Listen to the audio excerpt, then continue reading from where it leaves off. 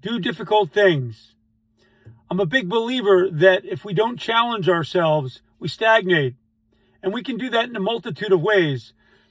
I like to do it both physically, mentally, and spiritually because I believe that human beings are a combination of all three of those ideas.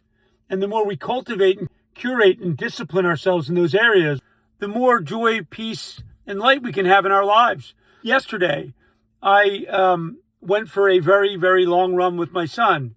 It was incredibly challenging, and it was as much for my mind and my soul as it was for my body. A lot of the skills that I apply in life, I learned through hard training. The discipline of pushing through when I don't want to, setting a goal that's right in front of you. In the case of running, sometimes the goal can't be the end of the run.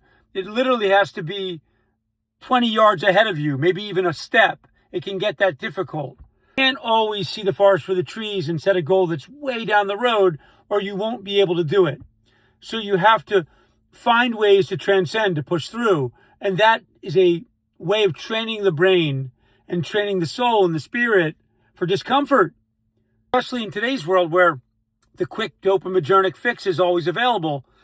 To suspend gratification, to wait a little bit, to be uncomfortable is a good thing. I'm a big proponent of that.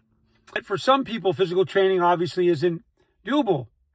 Maybe you have chronic illness or some sort of ambulatory issue that disallows that.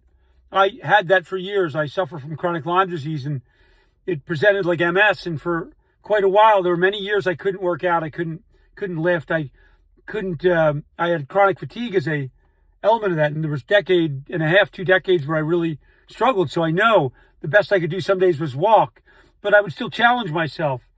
I think to continually challenge yourself to grow and to increase your thresholds for discomfort. Here's the thing. You can't argue against apathy.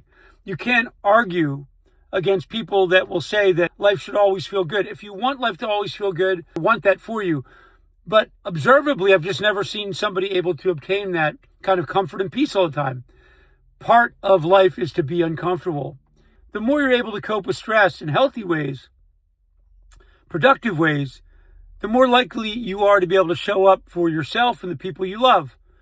You can be the best example of yourself, or at least closer to it, than if you're dysregulated and overwhelmed and not able to manage your daily life. We can all get there. What is it that you're putting off right now that if you did it, it would improve your life in some way? My suggestion is pick something every day that's difficult or that's hard for you. Maybe it requires you to learn something new. Whatever the case may be, challenge yourself. And with that, as always, if it matters to you, it matters to me. Be well.